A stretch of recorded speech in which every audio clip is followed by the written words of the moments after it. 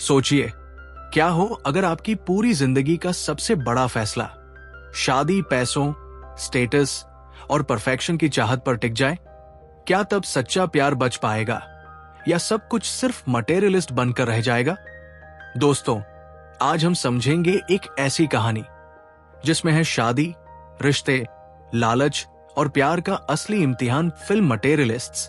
कहानी की शुरुआत होती है लूसी से, जो न्यूयॉर्क की एक एक्सपर्ट मैचमेकर है। उसका पूरा दिन यही सुनते सुनते निकलता है कि किसकी डेट कैसी रही। एक दिन उसका एक क्लाइंट कहता है कि जिस लड़की से उसकी मुलाकात करवाई गई थी वो उसे बिल्कुल पसंद नहीं आई। मगर वही लड़की सोफी बेहद खुश थी और कह रही थी कि उसे वो लड़का बहुत अच्छा लगा। ऐसे में लूसी को सच बताना पड़ा कि असल में लड़के को वो पसंद नहीं आई। लेकिन लूसी हार नहीं मानती और कहती है, कोई बात नहीं, मैं तुम्हारे लिए दूसरा लड़का ढूंढ दूंगी। लूसी उसे मार्क नाम के लड़के से मिलवाती है, लेकिन सोफी को उसकी हाइट पसंद नहीं आती। वो कहती है कि उसने 5'11" लिखा था, लेकिन दिखने में 5'9" का ही लग रहा है। लूसी समझाती है, कुछ इंच ऊपर नीचे से फर्क नहीं पड़ता, तुम बस उसके साथ डेट पर जाओ। इसी बीच लूसी की कंपनी उसकी अचीवमेंट सेलिब्रेट कर रही होती है, क्योंकि उसने अब तक 9 शादियां सफलतापूर्वक करवाई थी। वहीं उसके कोलीग सोफी की बात छेड़ते हैं कि वो लड़की हर चीज में बस औसत है, उसमें कोई खासियत नहीं है। मगर लूसी ठान लेती है कि चाहे कुछ भी हो, वो सोफी का मैच जरूर कराएगी, क्योंकि उसे लगता है कि वो लड़की दिल से अच्छी है। बातचीत के दौरान हाइट बढ़ाने वाली सर्जरी का भी जिक्र आता है, जिससे लड़के 6 इंच तक लंबे हो जाते हैं। लूसी कहती है कि जिसे ये अफोर्ड करना आता है उसे जरूर करानी चाहिए। फिर सीन शिफ्ट होता है एक शादी में। ये शादी भी लूसी ने ही अरेंज की थी। यहां एक लड़का हैरी दूर से लूसी को महिलाओं से बात करते हुए सुनता है। लूसी समझा रही थी कि सही पार्टनर चुनना जिंदगी का सबसे अहम फैसला है। उसकी बातें सुनकर कई महिलाएं अपनी डिटेल्स उसे दे देती है, लेकिन तभी शादी में प्रॉब्लम हो जाती है। दुल्हन शार्लेट अचानक परेशान हो जाती है और शादी करने से डरने लगती है। वो कहती है, मैं एक मॉडर्न औरत हूं, मैं कुछ भी कर सकती हूं, फिर भी मैं यहां शादी क्यों कर रही हूं? लूसी उसे समझाती है और कहती है, अगर तुम शादी नहीं करना चाहती तो मुझे बता दो, मैं तुम्हें खुद यहां से बाहर ले जाऊंगी। थोड़ी देर चुप रहने के बाद शार्लेट सच बताती है, असल में जब मेरी बहन पीटर को देखती है तो उसे जलन होती है। उसे लगता है कि पीटर उसके पति से ज्यादा स्मार्ट है, ज्यादा कमाता है, और यही सोचकर मुझे लगता है कि मैंने अपनी बहन को हरा दिया। लूसी पूछती है, तो तुम पीटर से प्यार करती हो या बस उसे जीतने का जरिया मानती हो? शार्लेट हिचकिचाकर कहती है, हां, मैं उससे शादी करना चाहती हूं। और आखिरकार उसकी शादी हो जाती है, जिसके बाद यही लूसी को हैरी मिलता है। हैरी पीटर का भाई था। वो लूसी को कहता है कि मैंने तुम्हें पहले उन औरतों से बात करते सुना था और वो काफी इंप्रेसिव था। तुम बहुत ही अच्छी तरह उन सभी औरतों को तुम्हारी सर्विसेज यूज करने के लिए मना रही थी। हैरी ने लूसी से उसके काम के बारे में पूछा। अब वो कहता है कि फिर तो तुम्हें प्यार के बारे में बहुत कुछ पता होगा। लूसी कहती है कि मुझे डेटिंग के बारे में पता है। डेटिंग बहुत ही मुश्किल होती है। वो हैरी को रिक्रूट करने की कोशिश करती है, क्योंकि हैरी लंबा, अमीर और दिखने में भी परफेक्ट लगता है। लूसी सोचती है कि ये उसकी कई क्लाइंट्स के लिए बेस्ट मैच हो सकता है, लेकिन तभी अचानक एंट्री होती है लूसी के एक्स बॉयफ्रेंड जॉन की। वो वेटर का काम कर रहा है और लूसी की फेवरेट ड्रिंक लेकर सामने आता है। शादी के बाद लूसी और जॉन की मुलाकात बाहर होती है। जॉन पूछता है, तुमने इन दोनों को मिलाने का सोचा क्यों? लूसी जवाब देती है, क्योंकि दोनों का बैकग्राउंड, सोच और लाइफस्टाइल एक जैसा है। दोनों अमीर परिवार से हैं और एक दूसरे के लिए परफेक्ट लगते हैं। इस पर जॉन मुस्कुराकर कहता है, तो क्या मतलब, मैं गरीब हूं, मेरा परिवार टूटा फूटा है, तो क्या हम परफेक्ट मैच नहीं है? तो धीरे धीरे पता चलता है कि जॉन का सपना एक्टर बनने का था। लेकिन करियर न चल पाने की वजह से वो छोटी मोटी नौकरियां कर रहा है। लूसी मानती है कि उसने जॉन को मिस किया है।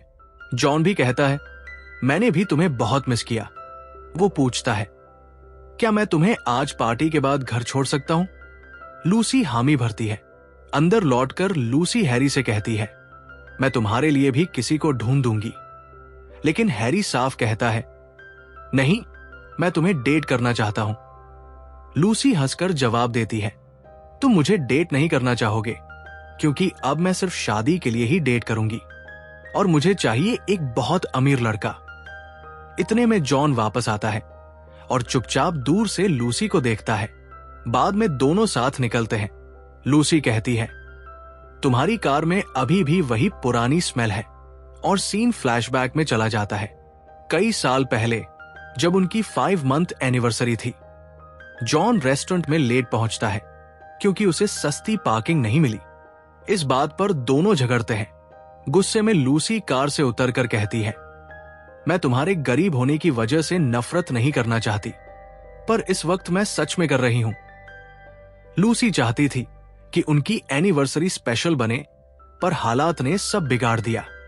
फिर कहानी वापस आज में लौटती है। जॉन लूसी को उसके घर छोड़ देता है।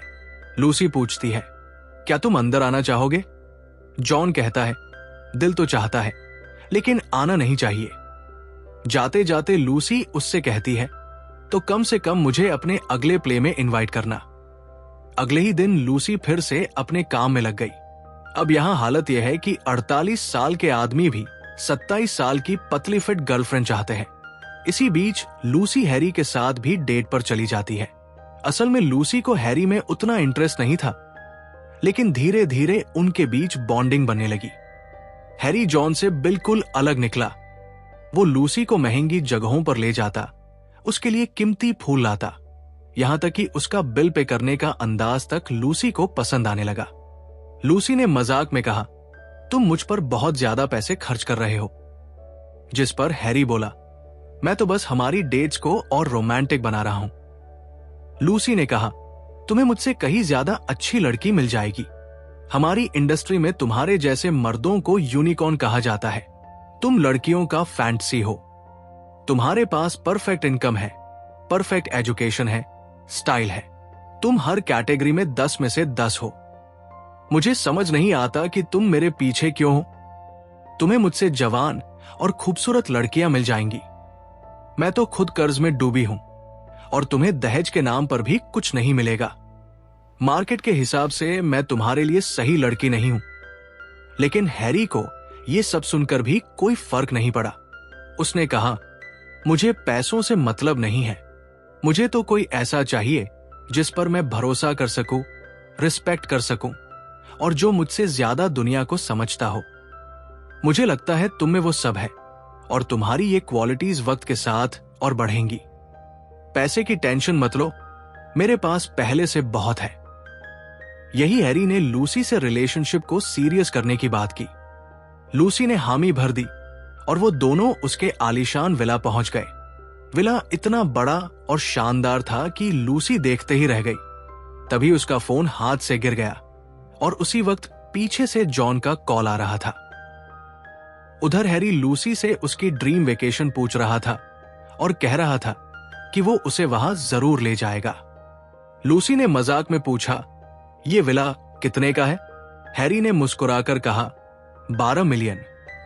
अगले दिन सीन शिफ्ट होता है जॉन के घर। वो अपने दोस्तों के साथ एक जर्जर सी हालत वाले घर में रह रहा था।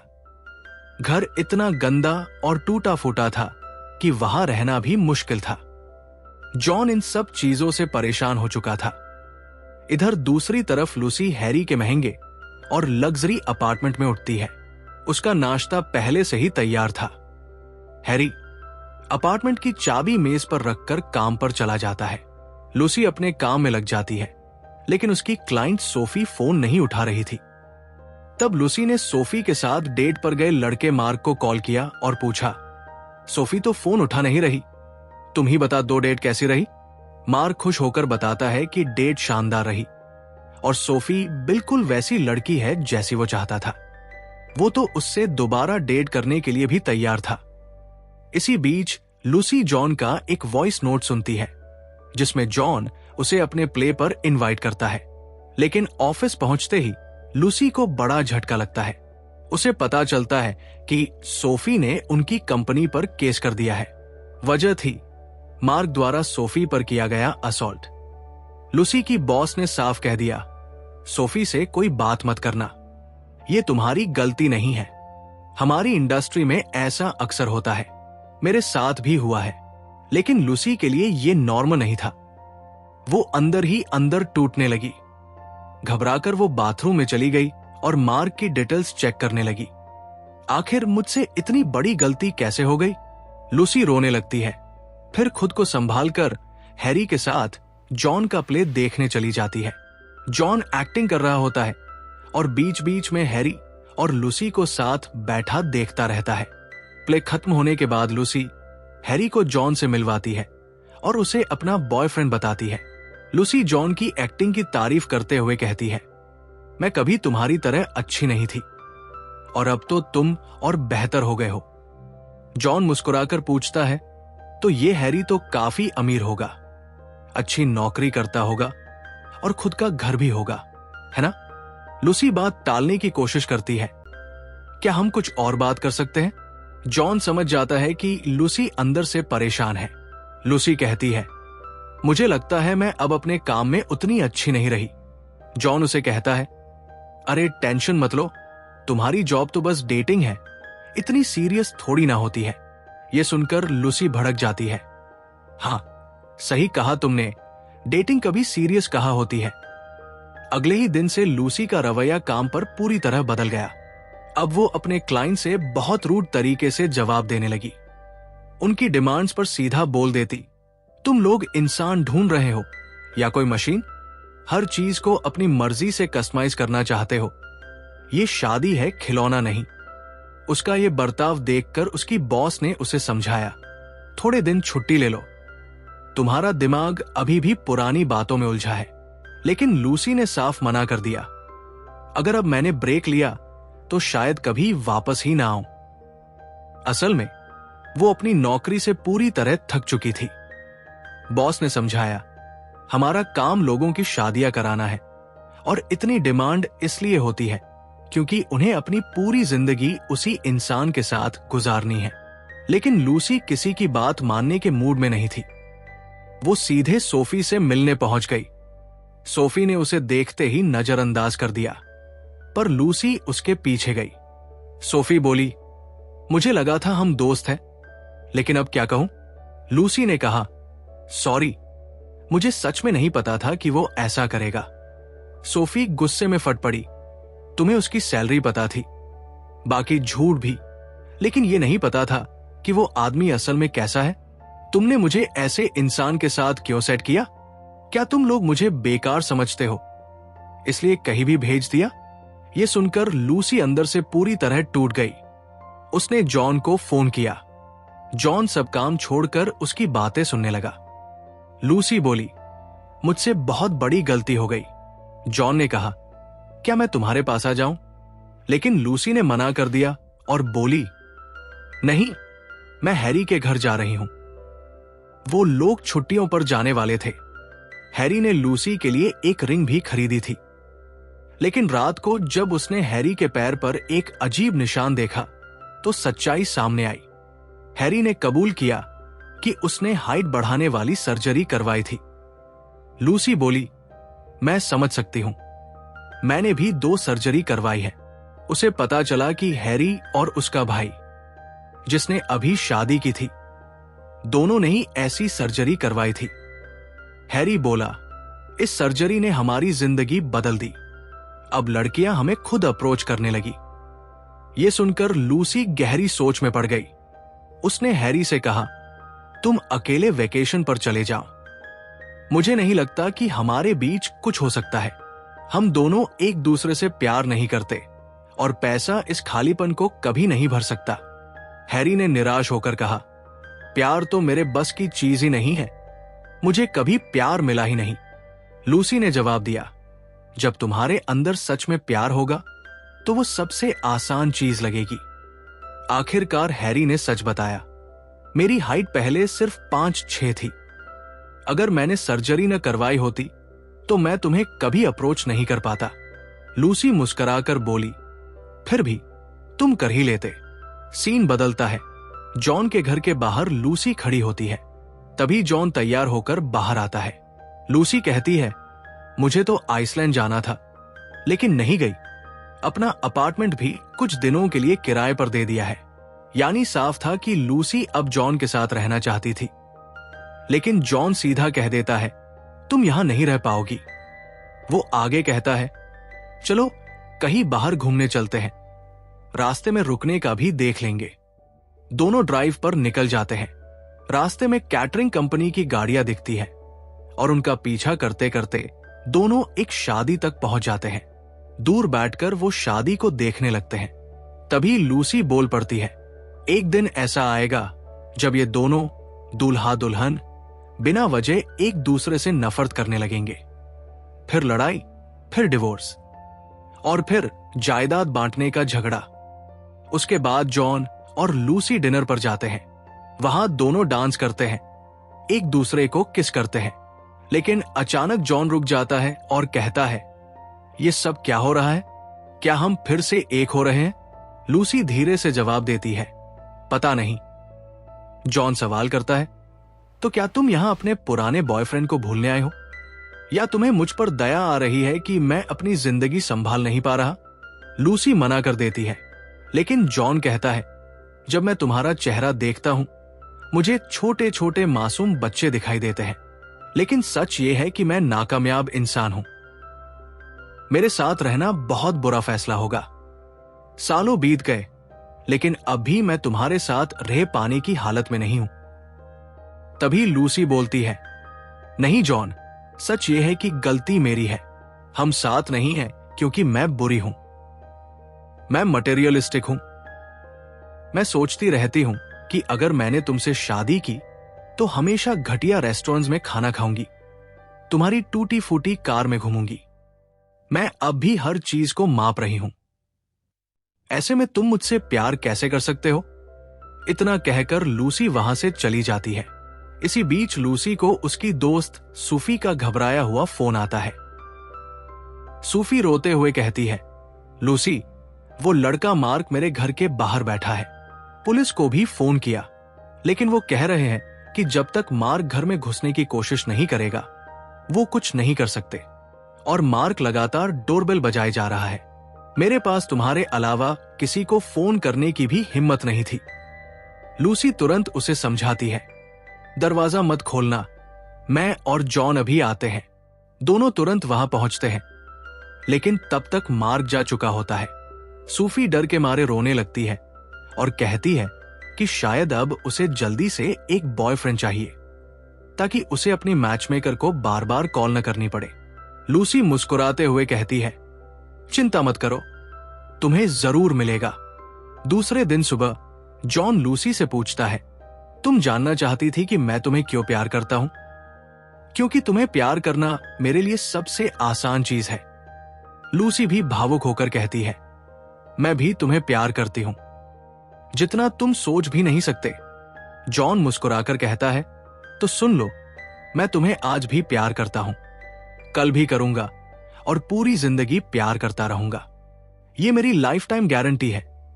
लूसी हंसकर जवाब देती है, डील पक्की। इसके बाद जॉन तय करता है कि अब वो अपने करियर को सीरियसली लेगा। एक्टिंग के साथ साथ एक प्रॉपर जॉब भी करेगा। कुछ समय बाद जब जॉन लूसी के लिए चिकन राइस लेकर आता है तभी लूसी को उसके बॉस का फोन आता है। बॉस कहती है, मैं लंदन ऑफिस जा रही हूं और यहां तुम्हारे नाम की सिफारिश कर दी है। लूसी हैरान होकर हंसती है और कहती है, मैं तो रेजिग्नेशन लेटर लिखकर बैठी थी। लेकिन उसकी बॉस समझाती है कि जॉब मत छोड़ो, जितनी सैलरी चाहो उतनी मिल जाएगी। इसी बीच जॉन वहां आता है और फूलों के रिंग से लूसी को शादी के लिए प्रपोज कर देता है।